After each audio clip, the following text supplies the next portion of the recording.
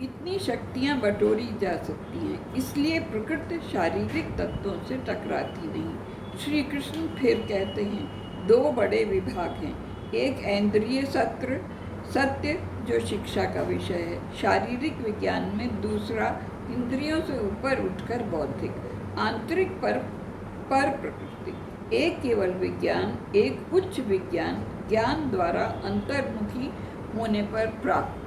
हमारी प्रकृति के 8 पृष्ठ हैं, भूमि, जल, अग्नि, वायु, आकाश, मन, बुद्धि एवं अहंकार।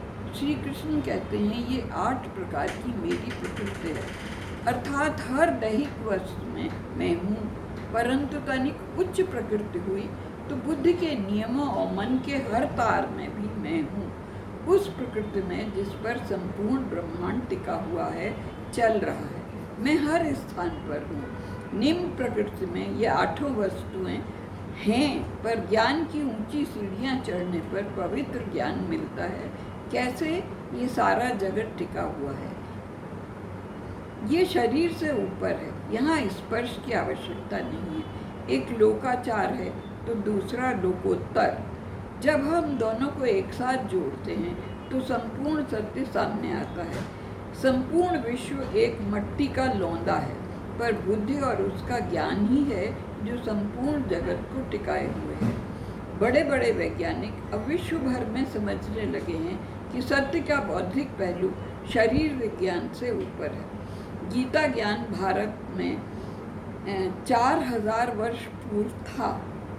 एक वो जगत जिसमें हम रहते हैं, एक वो जो भीतर ब्रह्मांड है।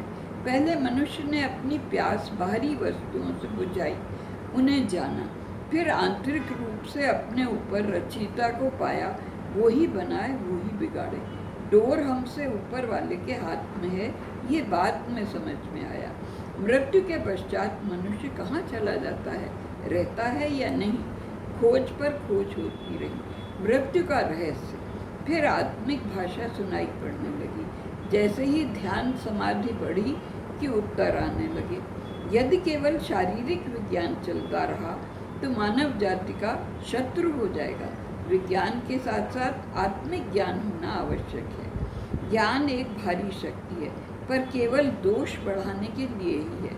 जब तक ज्ञान के साथ साथ बुद्धिमानी नहीं बढ़ेगी, केवल ज्ञान दुख बढ़ाएगा। अपने अंदर छिपे देवत्व को जानना आवश्यक है। जिसने स्वयं को जाना वही परमात्मा को जान सकेगा। हमें ये जानना आवश्यक है कि बुद्धि, विवेक, ज्ञान का स्रोत क्या है। श्री कृष्ण कहते हैं केवल यही जगत को संभालने का आधार है। ज्ञान, विवेक, बुद्धि। सृष्टि क्या है? ईश्वर का विस्तार, कण कण में उसका वास। जैसे मकड़ी जाला बुनती है और स्वयं उसके अंदर रहती है, इसी प्रकार प्रभु ने संरचना करी, इस जगत की संरचना करी, विस्तार दिया और स्वयं उसमें बसा हुआ है। हम और तुम उसकी चेतना है। बस अचित है, उसी में चित्त है। हर वस्तु चित्त है, पर अचित्त के विस्तार के बिना चेतनता नहीं दिखाई पड़ती। मनुष्य के अंदर दोनों चीज़ें हैं, जड़ व चेतन, अर्थात फिजिक्स व केमिस्ट्री। वेदांत ने युगों पहले कहा कि मानव चित्त व जड़ की ग्रंथि है। कितना सुंदर भाव है। जो चेतनता है वही चित्त है, जो आंतरिक है वो जड़ है। इन दोनों का सम्मिश्रण मानव जीवन है। श्री कृष्ण कहते हैं दो परतों के स्वभाव के होने पर भी मैं ही हूँ जो सारे जगत का कारण है। उच्च व निम्न दोनों स्तर मैं ही संभालता हूँ। सारा संसार कुछ भी नहीं है, केवल शुद्ध चेतना है। पर प्रकृति बहुत पीछे समझ में आती है। अप्रकृति छाई रहती है, उसी में मनुष्य लिप्त रहता है। वेदांत कहता है आत्मिक स्वतंत्रता परम आवश्यक है। ये चेतना और बुद्धि का संघर्ष है।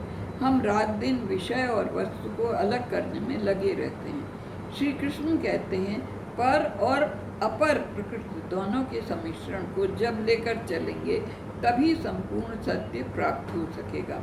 जब इसे ठीक से समझ लेंगे तब फिर किसी ज्ञान की आवश्यकता नहीं बचेगी। भारत में ज्ञान और विज्ञान में भेद नहीं है, क्योंकि दोनों एक दूसरे के बिना चल नहीं सकते।